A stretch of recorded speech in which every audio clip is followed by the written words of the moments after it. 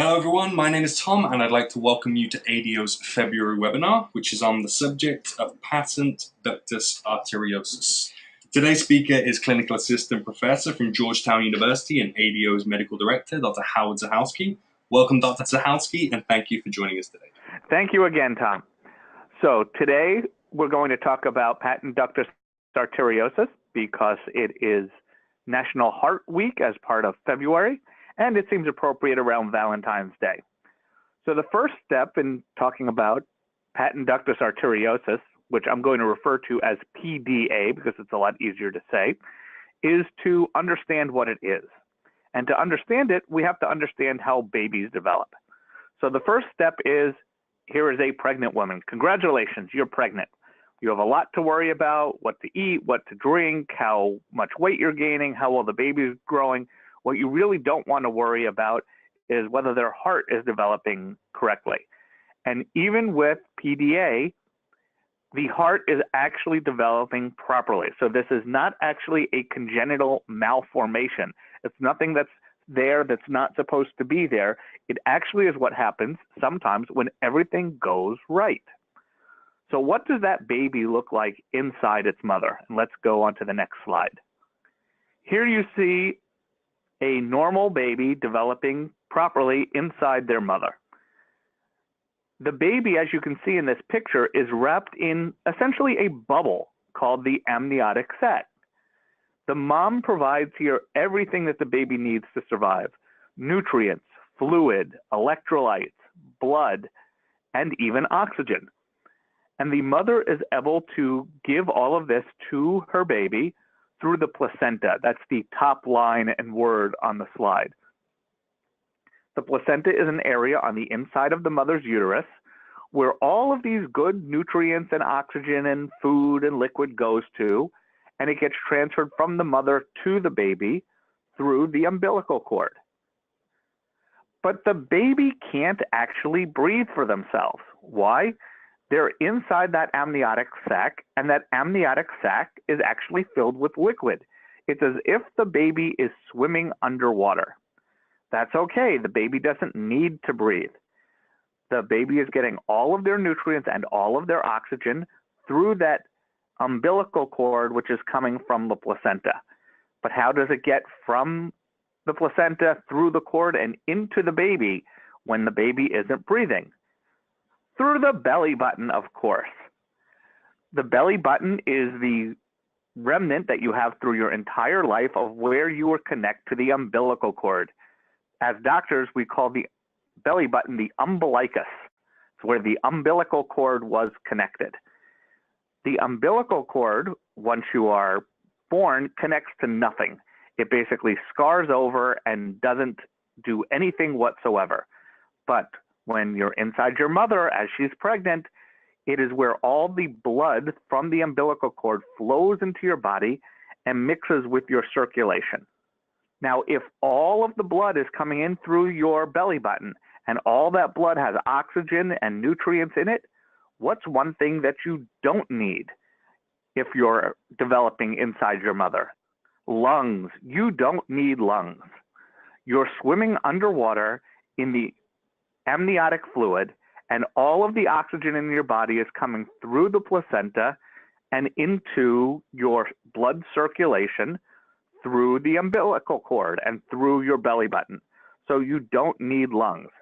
But the second you are born, you need those lungs to be fully developed and working. That's why the first thing that happens when you're born is the doctor hits you on the back and wants to make sure you're crying, and we'll see that on the next slide. So here is a happy, well-developed crying baby. That's what we want to see right when the baby is born. We want to see them using their lungs, which is a sign for the body to start sending the blood instead of through the belly button, to send it through the lungs. So when you're developing inside your mother, your body doesn't want to waste the blood's time or energy going through the lungs. That's a useless area. There's no oxygen there for the blood to pick up. So instead, your body has created a detour, essentially a detour around your lungs so that the blood doesn't actually have to flow through the lungs. But once you are born, you don't need that detour anymore. In fact, that detour would be potentially very, very harmful, and we'll see that on the next diagram. Here we go. This is the busiest slide that I have for you for today's webinar, and I don't expect you to learn the whole thing. What you do need to know is that the blue represents blood vessels without oxygen, and the red in a healthy, normal adult represents blood vessels with oxygen. We call blood vessels with oxygen arteries, and we call blood vessels without oxygen veins. Now, in a normal adult or even child, the blood goes through your lungs and picks up all the oxygen that they need. The blood then goes through the heart and gets pumped to the body, where your body uses up all the oxygen. Your muscles, your brain, your eyes, your liver, all of this uses oxygen to stay alive and then goes back to the heart. The heart then pumps the blood back to the lungs to pick up more oxygen. Now, if you were listening closely there, and if you've seen my previous webinars, you've noticed that I said the heart at 2 different steps in the process. And that is, in fact, correct. Your heart has 2 different sides, the right side and the left side. The right side, which is smaller, its job, and it's the blue part of the heart in this picture, is strictly to take the blood that's come back to the heart without any oxygen and pump it into the lungs. And the stronger part of the heart, the left side of the heart, then takes the blood from the lungs, which has all of this fresh oxygen, and pumps it to the rest of the body. Well, remember, we were just talking about that as a baby inside your mother, you don't need the lungs. You, in fact, want to detour around the lungs and to bypass the lungs. And that is where you see the yellow circle with the arrow labeled, conveniently enough, Patent Ductus Arteriosus. So what does Patent Ductus Arteriosus mean? Patent is a word that means open. Ductus is just like a duct, like the ductwork for an air conditioner in your house or your office. Just basically means a tube connecting 2 places. And arteriosus means artery. So it means an open tube connecting the arteries. When you are still developing inside of your mother, both the blue and the red blood vessels have oxygen in them.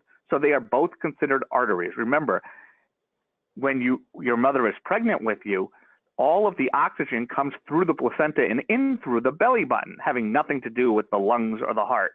So when the blood gets back to the heart, it already has oxygen. Even the side that as an adult won't have oxygen has oxygen. So instead of the right side of your heart pumping the blood to the lungs, it instead pumps it into, you can see the little arrow next to the PDA circle is aorta. It pumps it straight into the aorta, which takes it around your body. You don't need it to go through the lungs, and you don't need it to go through the left side of your heart. So what would happen if you still had a PDA when you are born? Well, then the blood would again detour past the left side of your heart, past your lungs, and you would get no oxygen whatsoever. You need that patent ductus arteriosus to close the second you are born. And fortunately, as you are born, there are a lot of chemical changes that happen in a baby. When they first start to breathe, because the doctor slaps them on the back when they're born, that stimulus of breathing, the oxygen filling the lung, triggers a release of chemicals that cause the patent ductus arteriosus to close. Now there's no shunt. Now all of the blood has to go through the lungs instead of bypassing the lungs. And now all of the blood that leaves your heart is going to be full of oxygen, while with no more oxygen coming in from the placenta, it would be without oxygen if the bypass still existed. The chemicals that your body uses to close off this duct, the PDA, are very similar to the chemicals found in the common over-the-counter pain reliever ibuprofen.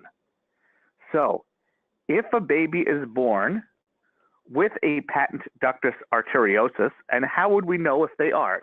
So if they are born with a patent ductus arteriosus, in short order, even though they are breathing, they will start to become blue.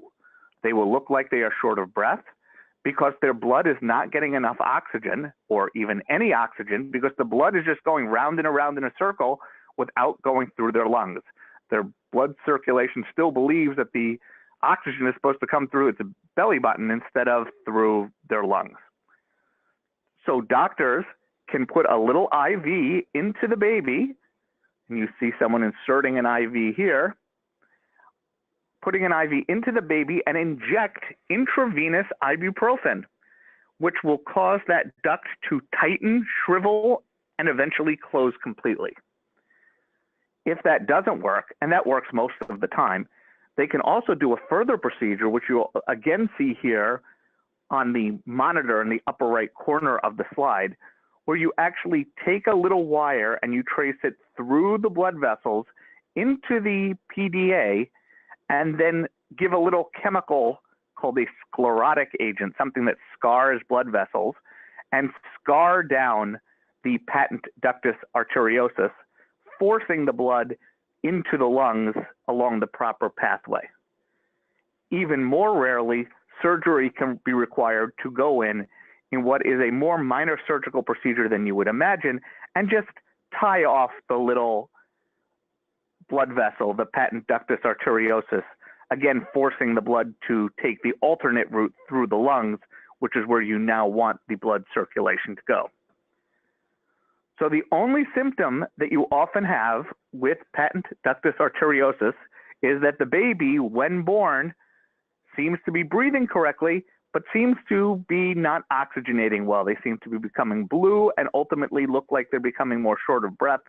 And there is a classic murmur, a funny heart sound that pediatricians and anesthesiologists who evaluate the baby when they're first born are trained to listen for, that can tell you whether or not there is in fact a patent ductus arteriosus.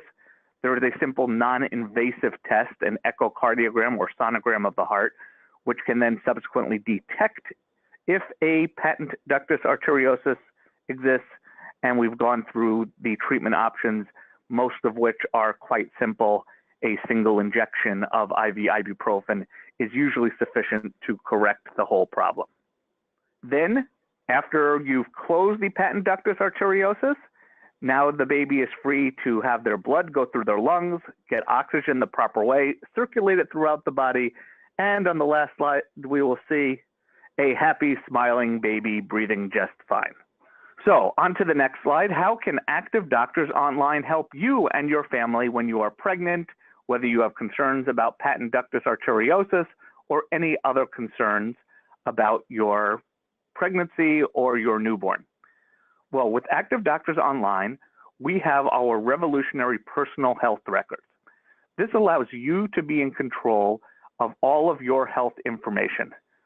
One of the things that I've seen happen a lot of times is as people move, or even as they age, a lot of medical information can get lost because your doctor is keeping track of all of your health information, not you. With our personal health records, we will help you gather and store in our very secure online platform all of your health information. So if you, let's say, had patent ductus arteriosus as a baby, a lot of times when you go from being a kid and having a pediatrician to being an adult and having an adult doctor, records of that can be lost. Maybe you don't even know what heart surgery or heart procedure you had as a child. We make sure none of that information ever gets lost. So should you need any of this information later along the line, your information, all of your health information, will always be under your control and safe and available when you need it. Next, we have our e-consultation feature. If you and your doctors are a member of Activ Doctors Online, this will allow you to have video conferencing visits with your doctor, which for some medical problems for you, or particularly maybe when you have a newborn and it's harder to get to the doctor, can be very valuable in saving you time and money in terms of doctor's visits. And finally, we have our second medical opinion. Nothing scares people as much as their child being sick. And maybe your doctor is telling you your child has patent ductus arteriosus and needs surgery, or there's some other serious medical problem with your child. You want to make sure that you are getting the right answers. Activ Doctors Online has thousands of doctors, top doctors from around the country and around the world. Our second medical opinions can be done within 48 hours once we have all of your medical information uploaded, and it will help you to make the best decision for you and your family when a serious condition affects either you or your children. So with that, I'm going to turn it back over to Tom, who will go through more about how to get in touch with Activ Doctors Online and how Activ Doctors Online might be able to help you with your medical needs. Well, thank you, Dr. Zahalsky, for another excellent presentation. Here at Activ Doctors Online, our vision is to reinvent healthcare by providing user-friendly mobile health solutions that allow people all over the world to live healthier, safer, and more productive lives. We strive to educate, engage, and empower our members to take control of their health destiny to save time, money, and even lives. We hope you've enjoyed today's presentation, and we invite you to start a free 30-day trial over at activdoctorsonline.com and by clicking Get Started. For more information, to schedule a demo, or if you have any questions about our service, please feel free to contact Activ Doctors Online using the information on screen. Thanks for watching, and we look forward to seeing you next month for another informative health webinar.